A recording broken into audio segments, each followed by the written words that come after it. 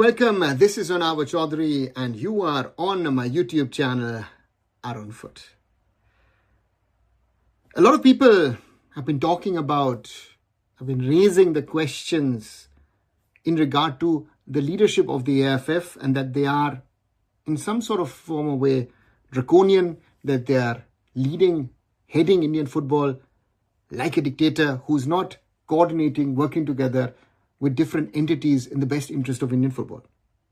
This has been said for quite some time, and even I have questioned the leadership of Kalyan Chaubey and his team. And in the last few days, especially a certain number of ISL coaches, experienced coaches, have come out and said, guys, it doesn't work this way. The AIFF is not listening to us. The AIFF is not working with us. We are not going in the right direction. And as true as it is on one side, there are a lot of points that need to be kept in mind before making such a judgment. Manolo Marquez, Antonio Habas, Juan Pedro Benali, other coaches in the Indian Super League have questioned the scheduling of the ISL this season, which can be questioned. But on the other side, I would like to say to the gentlemen, or even to others who've raised that point, you do remember that the ISL happening at all, that in itself is a world wonder. That there were problems with the scheduling due to availability of grounds, due to the condition of grounds, due to state elections. All of that needed to be factored in, and therefore the table at the moment is the way it is. It is awkward because some of the teams have played 8 matches, others have played already 11 matches, and therefore, at the top and at the bottom, there is a lack of clarity. Very valid point. But I would rather like to focus on other things where I see that the AIFF have taken decisions, have made decisions, which they might think be in the best interest of Indian football, or maybe it's in their best interest. We don't know, where questions need to be raised. And first of all, for example, for me, the question needs to be raised about how the ISL is happening at the moment.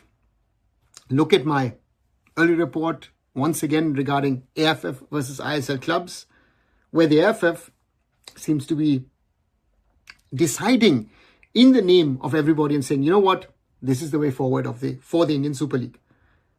Genius Sports, our preferred bidder. Let's go with them. It doesn't work that way, at least in my opinion. I've heard from a number of members of the executive committee that they are uninformed in regard to certain decisions. Sometimes at the last second, they're being told, this is a decision that has been taken. Just give your nod to it. So this point of dictatorship that has been raised about the All India Football Federation, about the leadership of the All India Football Federation, could be said can be very, very valid. The other side of the story is, in my opinion, is that the AIFF has forgotten, under the current leadership, how to communicate with the football fraternity, with the football community, with the fans. Very often, a decision suddenly is made public and you and I, we all have to accept it. Maybe certain things could be, should be done differently. But again, I'm just raising that point that are you taking these decisions in the best interest of Indian football? Are you taking these decisions with the best knowledge and understanding of things? Or are you sometimes taking decisions because they have to be taken? One of the best examples is the AIFF and how FSDL left Indian football. Certain people raised the topic with the Supreme Court of India and you did not even defend it. You did not, as an All India Football Federation, go to the Supreme Court and say, most top tier professional leagues around the world are run, managed and operated by an independent body where the National Federation is a stakeholder, where the clubs are a stakeholder, and a third entity could be the commercial entity which runs, operates that body. It could have been easily solved. We would not be in the situation in which we find ourselves in. The All India Football Federation needs to communicate, needs to interact, and also needs to take in opinions. Once in a while, you'll get opinions and ideas from people and say, you know what, that is actually good. Let me run with that. But it seems to me that the gentlemen at the top think, yeah, we know, we understand, and let's run with this. It doesn't work that way. There needs to be also another aspect which I've mentioned so many times over the years: accountability. There is a complete lack of accountability, introspection at the top of Indian football. And all of these things are again interlinked. Because why? It looks undemocratic in the way that the AIFF is managing the affairs of Indian football. And if we want to go ahead, if we want to move into the right direction, that is one of the things that needs to change ASAP. Will it change? I fear not. But if we continue the path that we are on, this coming few weeks and months will be even worse than what we experienced in 2025. Just a quick reminder from my side. Look at some of the old videos that I've done where I've raised these topics. I've spoken to people in person.